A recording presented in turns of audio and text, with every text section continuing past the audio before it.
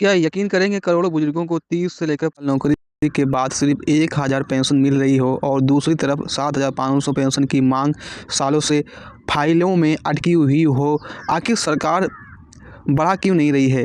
क्या सच में फंड खाली है या कोई बड़ा राज छुपा है? इस वीडियो में हम आपको दिखाएंगे असली गलत, असली कारण और वो सच जो हर ईपीएस पेंशनर को जानना चाहिए। वीडियो को अंत तक जरूर देखिए क्योंकि यहाँ पर जानेंगे कि 7500 रुपये पेंशन क्या हकीकत है या फिर झूठ है।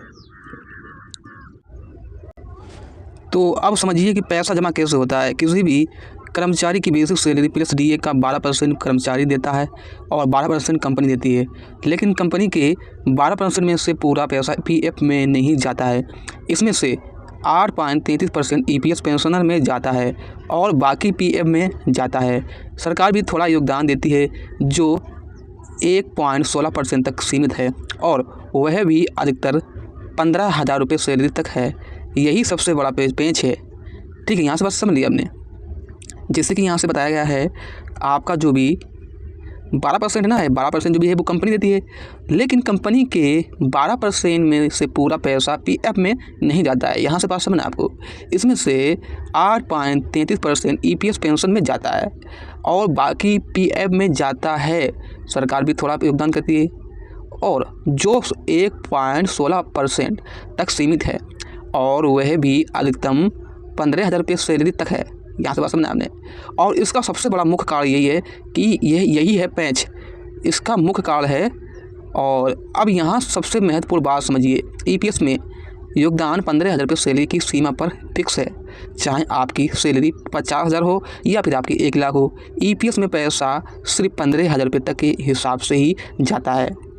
जब तक हाई सैलरी पेंशन का विकल्प नहीं लिया हो तब तक आपका 15,000 रुपये तक ही रहता है।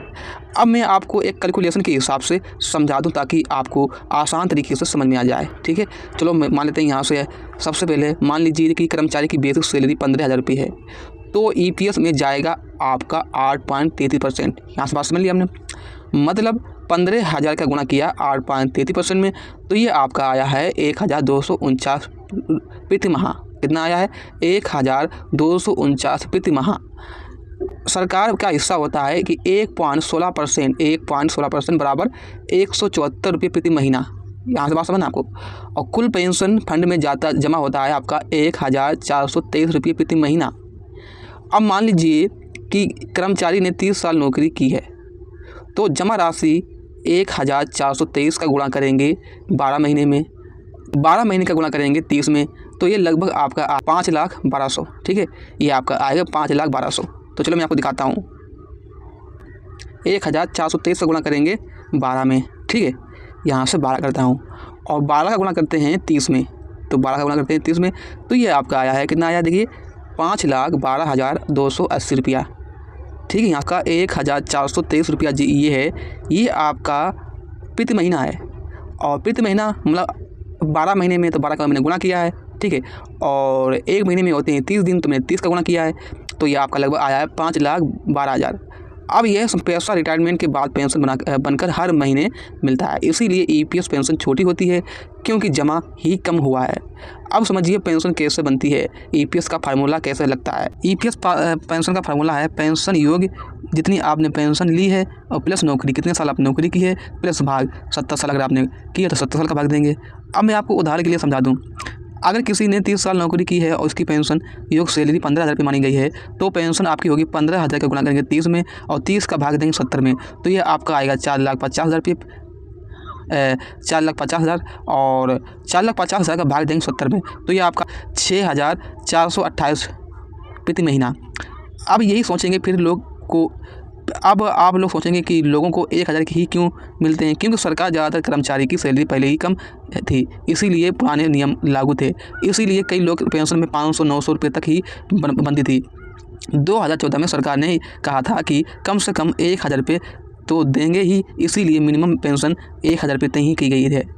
अब सवाल उठता है कि रुपये क्यों नहीं दे सकते?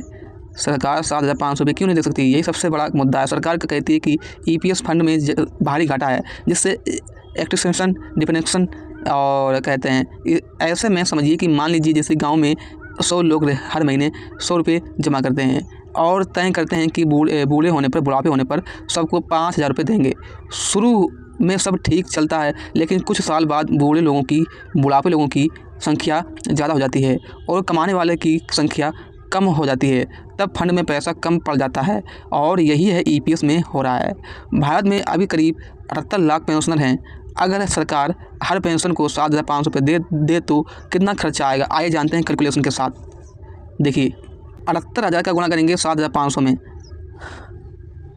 78,000 का गुणा करेंगे 7,500 में, ठीक है। तो ये आपका, तो देखिए मैंने 78,000 का गुणा किया है 7,500 में, तो ये आपका आया 5,850 रुपया। कितना आया है? 5,850 रुपया आया है। तो चलो मैं आपको दिखाता हूँ। यहाँ पे मैंने 78,000 का गुणा किया है 7,500 में, तो ये आपका आया 5,850 रुपया। 5,850 करोड़ प्रति महीना महीना जाएगा। सरकार का खर्च होगा कितना? खर्च 5,850 करोड़ प्रति महीना खर्च होगा सरकार का। और एक साल में सरकार का खर्च होगा 70,200 करोड़ रुपया खर्च होगा। कितना? 70,200 करोड़ रुपया खर्च होगा एक साल में। इतना बड़ा खर्च ईपीएस फंड उठा नहीं सकता है, इसीलिए सरकार कहती है कि अभी बढ़ाना संभव नहीं है। अब समझिए कि डीए महंगाई भत्ता क्यों नहीं जोड़ रहे हैं। अगर 7,500 के साथ डीए जोड़ दिया जाए तो हर साल खर्च और बढ़ेगा। जैसे सरकार कर्मचारियों को डीए मिलता है वैसे ही ईपीएस में नहीं है, क्योंकि यह सरकारी पेंशन नहीं है बल्कि फंड आधारित योजना है। अब सुप्रीम कोर्ट की बात समझिए। सुप्रीम कोर्ट कहा है कि जिन कर्मचारियों की सैलरी 15,000 रुपये से ज़्यादा थी उन्हें ज़्यादा सैलरी के आधार पर पेंशन चुनने का मौका दिया जाए। इसका मतलब ये है कि अगर किसी की सैलरी 50,000 रुपये थी और उसने ज़्यादा योगदान दिया था तो उसे ज़्यादा पेंशन मिलेगी। इसके लिए लाखों लोगों ने आवेदन किया है, लेकिन इसमें से बहुत कागजी काम और कंपनियों की पुष्टि लगती है, इसीलिए प्रक्रिया धीमी हुई थी। तो सवाल आता है क्या 7,500 रुपये कभी मिलेंगे? सच्चाई ये है कि सरकार ने कोई तारीख नहीं दी है, लेकिन उम्मीद है क्योंकि चुनाव में ये बड़ा मुद्दा बनता जा रहा है, ठीक है। पेंशनर लगातार आंदोलन कर रहे हैं, संसद में बार बार सवाल उठ रहे हैं। अब एक ही और उदाहरण समझिए। मान लीजिए जैसे कि सरकार 3,000 रुपये कर दे तो खर्चा कितना होगा? 78 लाख का गुणा करेंगे 3,000 में तो आपका आया 2,340 करोड़ प्रति महीना आएगा। मैं आपको ये एग्जांपल के लिए बता रहा हूँ ताकि आपको समझ में आ जाए। और सालाना आपका आएगा 28,080 करोड़। कितना आएगा? सालाना आएगा 28,080 करोड़। अगर सरकार 3,000 रुपया पेंशन कर दे तो ये इतना खर्चा आएगा एक कर्मचारी के लिए। यहाँ से बस मैंने आपको, ठीक है, अगर सरकार 3,000 रुपये कर रही है तो, और अगर यह रकम 7,500 से काफ़ी कम है, इसीलिए विशेष मानते हैं कि पहले पेंशन 2,000 रुपये माइनस 3,000 रुपये हो सकती है, फिर धीरे धीरे बढ़ेगी।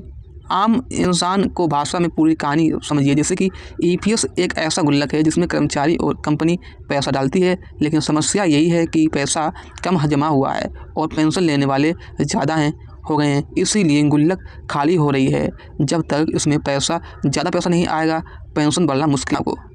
विशेषताओं कहते हैं कि अगर सरकार चाहती है 3 तरीके। पहला तरीका सरकार जो ज़्यादा पैसा दे, दूसरा तरीका कंपनी का योगदान बढ़े, तीसरा तरीका सैलरी लिमिट 15,000 से बढ़कर 25,000 या उससे 30,000 की जाए। अब तीसरा तरीका लागू हो जाए तो भविष्य में पेंशन बढ़ना आसान हो जाएगा, ठीक है। पेंशन 7,500 इसलिए नहीं बढ़ रही है क्योंकि फंड में पैसा कम है। सुप्रीम कोर्ट वाला काम चल रहा है, लेकिन वह अलग मुद्दा है। 7,500 रुपये की कोई तारीख नहीं है, लेकिन उम्मीद ख़त्म नहीं हुई है। आने वाले सालों में धीरे धीरे बढ़ोतरी की संभावना ज़्यादातर हो सकती है, ठीक है। तो ये वीडियो पसंद आया, वीडियो को लाइक करें, सब्सक्राइब करें, शेयर करें। Thank you.